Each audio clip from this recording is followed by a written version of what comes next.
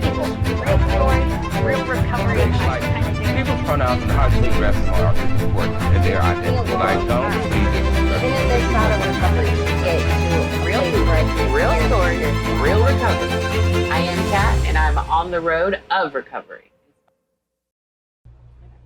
My name's Zoe Fiscus-Doss. I'm from Claremont County, and I'm a person in recovery from bipolar disorder, and I've been impacted by substance use disorder.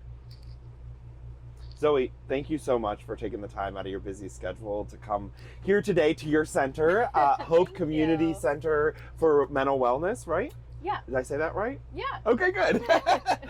Thank you for coming out here today and taking the time to talk with us. I'm really, really grateful that we can hear your story. So. I'm really happy to talk about it. Wonderful. I'm happy to be here.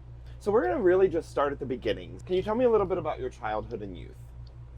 Yeah, so I grew up in Ohio, and my dad was not hugely in the picture, my biological dad.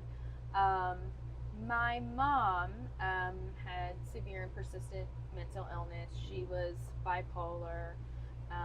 She struggled with that for a long time. She was in and out of the hospital, psychiatric unit.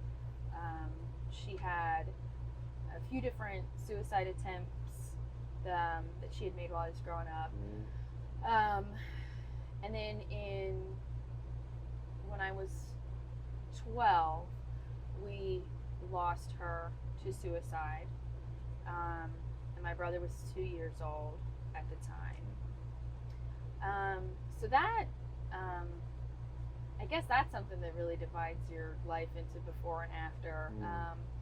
But yeah, that had a huge impact on me, and not just the loss, but what we went through before. And our family always really needed help, and we didn't really get it. And not because people didn't want to help. I think they just didn't know how.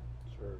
So my dad had been struggling with alcohol for a long time, and there were petty things that he had gone to jail for throughout me being a kid. But then he got into opiates, so that was a lot more dangerous. And we were already estranged at that time. But in October of 2017, Friday the 13th, October 2017, my aunt called me and said, "I don't want to tell you this, but I don't want you to see it on the news first." And he had died of an overdose, of a fentanyl overdose. What people around said was that he was a heroin user and didn't know that he was doing fentanyl, and that was part of the problem on that overdose.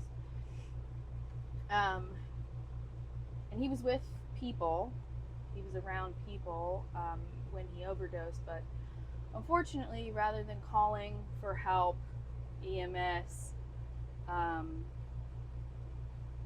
they let him die, and they dumped his body in a ditch. And so he was found that following morning. And again, it's hard to mourn an absentee father, someone who I was already estranged from. There's a mourning of a relationship, but also there's a mourning of what never was and what could have been. And what really upset me about it, I mean, yes, it's my father and it's personal, but beyond that, it's just the lack of dignity for that to happen to anyone in that callous manner, to be dumped, to be discarded, to be in a ditch. I first started getting mental health treatment when I was 12 and 14 after my mom died, and I guess they thought I wasn't recovering well, and started with medication, antidepressants that I was on for a long time. As I started getting older, into my teenage years, my friends were getting into drugs, and I wasn't so much of a user as an enabler. I mean, I just found myself constantly in bad relationships. I don't know if I want to use the word abusive, but just bad, just constantly bad, just living constantly in a state of chaos. The dust would never settle on anything, and I didn't really want it to. So I would pop up, every 6 months or a year in a new job, new place, new relationship,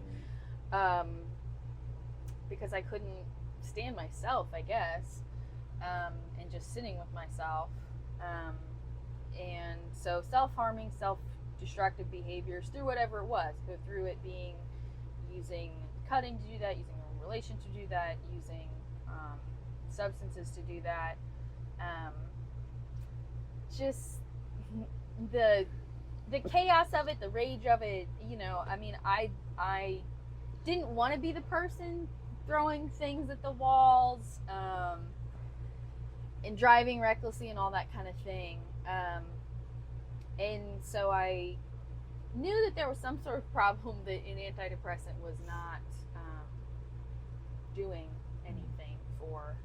And that's when I went to my primary doctor, and she said, I'm going to send you to a psychiatrist to make this determination. And, for a while, I didn't want to have that diagnosis. I didn't want to be bipolar because I knew my mom was, and just all the negative connotations I had with that. And she was a beautiful woman who had a good heart and did great things, but seeing the trajectory of it and the ugliness of it and the ultimate result of it, I didn't want that for me. So at first I tried to just ignore that, or pretend that everything was okay, pretend that my family was normal. And then I finally started getting into 12-step, and that, probably saved my life, because I was suicidal for years.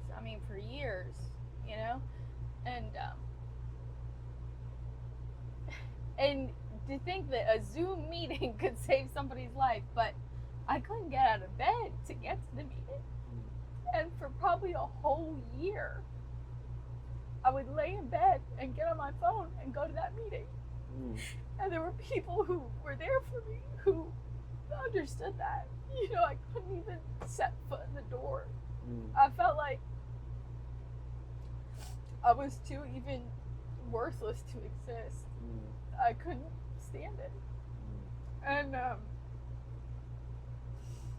having those people there for me really meant everything, because I knew that even if they hadn't been in that situation, that there was just something in me that they could see. And when I go to those meetings now and I see those people, it's incredible, because they're like, Zoe, it's so good to see you here, see you right here, and they know how far I've come.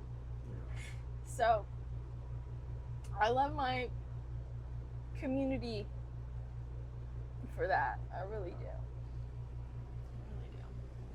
So I want to talk about so you worked in a clinical space. Yeah. Right? And there's limitations when working in a clinical space as far as case management is concerned.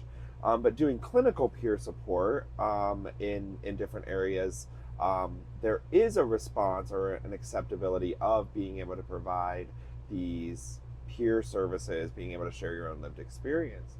I came from that professional and clinical side of providing services to people, which in a way helped me, because I could get out of what was happening to me and see what was happening to someone else.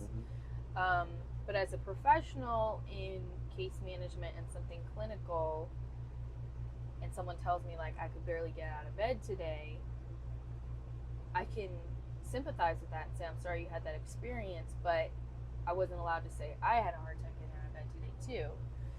And I felt, in a way, doing those clinical services, providing that I had to hide my own story of who I was, because the disclosure wasn't appropriate in that setting. And people would say to me, as a case manager and providing therapeutic services, they would look at where I'm at and say, oh man, I wish I had it together like that. And I'm like, I don't.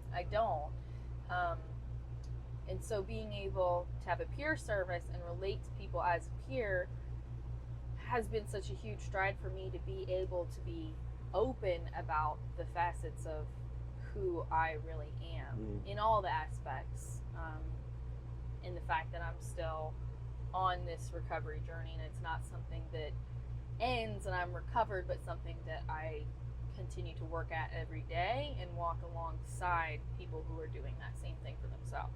What was your work history like? What kind of things happened with your mental illness and your substance use that kind of led you to where you're at today? Okay. Yeah, so because of losing my mother to suicide the way that I did, I went into mental health services fairly early on in my career, but I would do that and put on a brave face and come home and collapse, or my life around the work was still in chaos. So when I found an opening for this, directing a peer-run organization where everybody is a person with lived experience of mental illness and substance use disorder, I was like, yeah, that's where I want to be. That's what I want to be doing, because I want us to be all in a community together where we don't feel like there's any us and them, where we don't feel like anyone has the authority over anyone, but we're all able to be in a community on that same level.